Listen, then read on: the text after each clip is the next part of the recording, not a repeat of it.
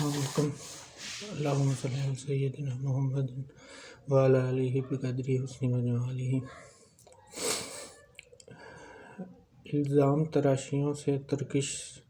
سے نکل گئے تو پھر کیا ہوگا؟ یہ تیر بھی چل گئے تو پھر کیا ہوگا؟ الزام تراشیوں سے باز آ جاؤ، حالات بدل گئے تو پھر کیا ہوگا؟ ٹھیک ہے، تو آج ہم بات کریں گے مبلغ، نصیحت کرنے والوں یا رہنما، امیر، مجدد، عالم یا مجدد کی قرآن کے مطابق جو خصوصیات یا جو کوالٹیز اس میں ہونی چاہیے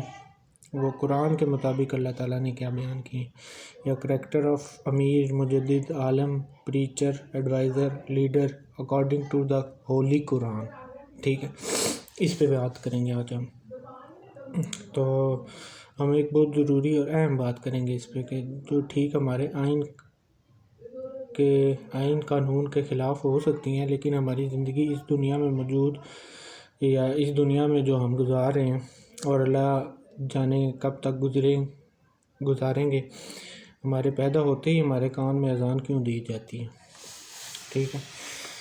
اس بات کو ہم بھول جاتے ہیں، نظر انداز کر جاتے ہیں یا اگنور کر جاتے ہیں۔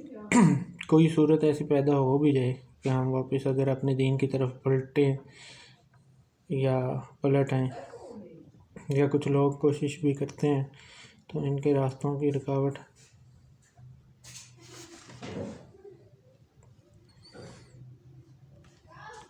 ہمارے سب سے پہلے بہت قریبی رشتہ دار کھڑے ہو جاتے ہیں، پھر باہر کی دنیا میں بھی بندے کو کوئی رہنما، کوئی لیڈر، کوئی عالم، معلم، مجدد، مبلغ ڈھونڈنے کی کوشش کرتا ہے انسان، جو ہماری رہنمائی کر سکے اور ہماری لنکا کو جو ہے تھوڑا دھکا دے سکے۔ کیا سفر جو انسان کر رہا ہوتا ہے وہ سفر تو اکیلے ہی کرنا ہوتا ہے، لیکن رہنما اور لیڈر یا امیر کی بھی انسان کو ایک سٹیج پہ ضرورت یا بے حد ضرورت پڑتی ہے۔ رب تو ساتھ ہوتا ہی ہے، اور اللہ تعالیٰ اور اللہ کے نبی صلی اللہ علیہ وسلم سے محبت یا عشق کا جو وہ نظریہ یا وہ انداز ہے وہ ہمارے ساتھ ہے ہی ہے، لیکن ایک مجدد یا ایک ٹیچر یا ایک رہنما یا امیر کی بھی ضرورت یہاں پہ ہمیں ایک سٹیج پہ لازمی پڑتی ہے۔ ٹھیک ہے، تو یہ بات ہم ذہن نشین کر لیں یا اس کو سٹیمپ کر لیں کہ اللہ اور اللہ کے رسول نبی صلی اللہ علیہ وسلم کی مدد کے بغیر جو ہے یا ان کی محبت و عشق کے بغیر یہ سفر جاری ہو ہی نہیں سکتا۔ ٹھیک ہے، تو جس کو ہم حاصل کرنے کے لیے نکلتے ہیں یا نکلے ہیں، محمد صلی اللہ علیہ وسلم کی ذات بھی ٹھیک اس طرح لازم اور ملزوم ہوتی ہے جس طرح اللہ کی ذات ہے۔ ٹھیک ہے، ان دو ہستیوں کے بغیر کوئی چارہ ہی نہیں ہے اور نہ ہی ہو سکتا ہے۔ یہ بات تو کئی بار میں دہرا بھی چکا ہوں، اور کہ انسان کسی صورت ڈپریشن، ٹینشن، بے چینی، خوف جیسی چیزوں سے چھٹکارا پا ہی نہیں سکتا، یہاں تک کہ دنیا میں موجود ایک انسان بھی یہ دعویٰ کرے کہ وہ ان چیزوں سے بچ گیا ہے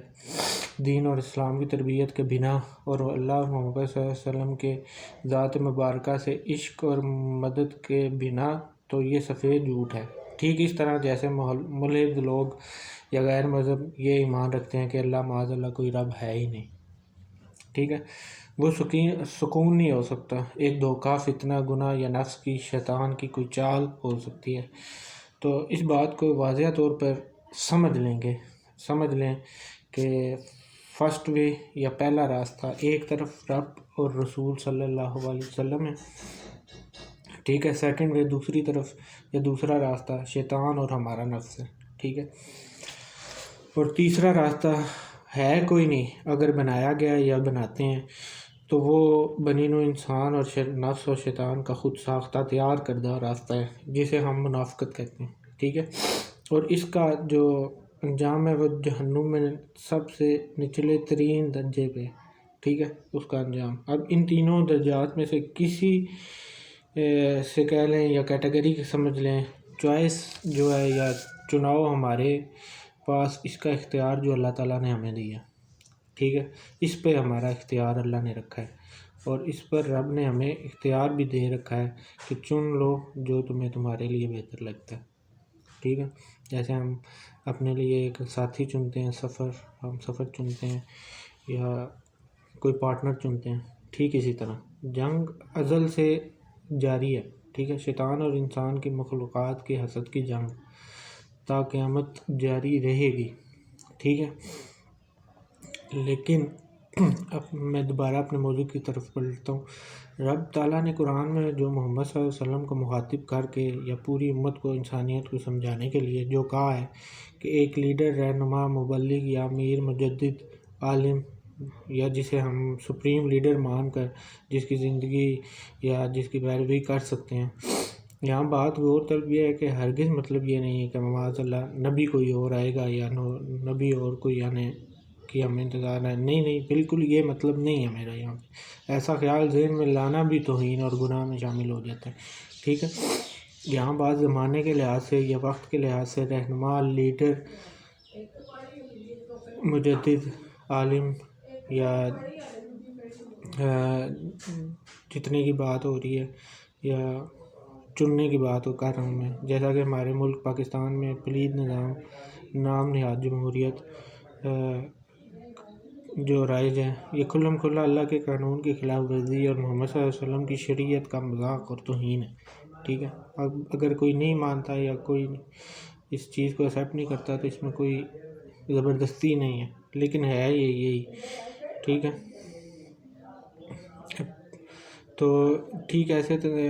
اسی طرح یہ چیز ایسی ہے کہ آپ نے اپنی تسلی کے لیے یا اپنی تحقیق کے لیے کسی بھی طور پہ آپ کسی عالم سے یا تحقیق خود بھی کر سکتے ہیں اس بارے میں کہ یہ جو ہمارے ملک میں نظام چل رہی ہے قرآن اور سنت کے مطابق ہے یا نہیں ہے، ٹھیک ہے، آپ کو واضح ہو جائے گا۔ تو میرا ماننا یا میرا نظریہ یا میرے علم کے مطابق تو یہ سراسر قرآن، اللہ کے حکم اور نبی صلی اللہ علیہ وسلم کی شریعت کے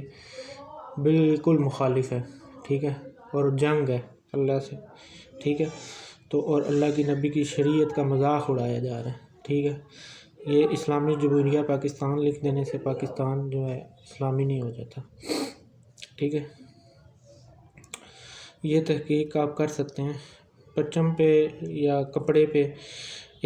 کپڑے کے ایک ٹکڑے پہ یہ پاکستان لکھ دینے سے یا وہ جگہ پاک نہیں ہو جاتی ہوتی، ٹھیک ہے، یا کسی کپڑے یا جگہ کو پاک کرنے کے لیے جو ہمیں اللہ تعالیٰ نے یا قرآن کے ذریعے اور اللہ کے نبی صلی اللہ علیہ وسلم نے اپنی زندگی میں عملاً پریکٹس کر کے جو طریقہ ہمیں بتایا ہے، ٹھیک اسی طرح کپڑے کو صاف پانی میں کلمہ توحید پڑھ کر دھویا جائے گا اور جگہ کو بھی ٹھیک ایسے ہی صاف پانی سے دھویا جائے گا، ٹھیک ہے، تب جا کر پاکستان یا پاک جگہ بنے گی یا وہ پاک جگہ ہوگی، ٹھیک ہے، اور اللہ اور محمد صلی اللہ علیہ وسلم کے نزدیک پاک مانی بھی جائے گی، ٹھیک ہے۔ ہمارے صرف لکھ دینے سے یا کہہ دینے سے زبان سے کوئی چیز اس کی تاثیر بدلے گی نہیں، وہ ویسی ہی رہے گی، وہ اندرون کھاتا ویسے ہی رہے گی، ٹھیک ہے۔ اگر ہم اس ملک کے پرچم کے اوپر پاکستان لکھ دیں تو یہ پاک جگہ نہیں ہوگی، یہ ہمارا تصور یا خیال یا ہماری سوچ ہے، جگہ پاک نہیں ہوگی جب تک ہم اس طریقے، اس قانون کے مطابق اس جگہ کو یا اس پرچم کو یا پرچم یا کپڑے کے ٹکڑے کو پاک پانی سے اللہ کے نبی کے بتائے ہوئے طریقے سے دھوئیں گے نہیں، ٹھیک ہے، تب تک یہ جگہ پاک نہیں ہوگی، نہ پاک مانی جا سکتی ہے، کیونکہ ہمارا ایک کلچر، اسلامک تہذیب، ایک قانون، ایک لمیٹڈ یا ایک طریقہ کار اللہ تعالیٰ نے ہمیں بتایا ہے، اس کے مطابق ہم نے اپنی زندگی گزارنی ہے۔ اس سے بڑھ کر یا اس میں تبدیلیاں لا کر یا اس میں کوئی چیز شامل کر کر بدعت کر کر اس چیز کی اصلیت کو بدلا نہیں جا سکتا، ٹھیک ہے۔ یہ بے وقوفی یا احمقانہ سوچ ہے، بس اس کے علاوہ اور میں کس پہ کیا بات کر سکتا ہوں۔ علم والے یا عقل رکھنے والے لوگ ہمیں سمجھتے ہیں کہ میں کیا کہہ رہا ہوں، ٹھیک ہے۔ پلید نظام پہ اللہ کا قانون یا اسلامی قانون لکھ لینے سے اسلامی قانون نہیں ہو جاتا. تو انشاءاللہ نیکسٹ ویڈیو میں بات کرتا ہوں اسی حوالے سے.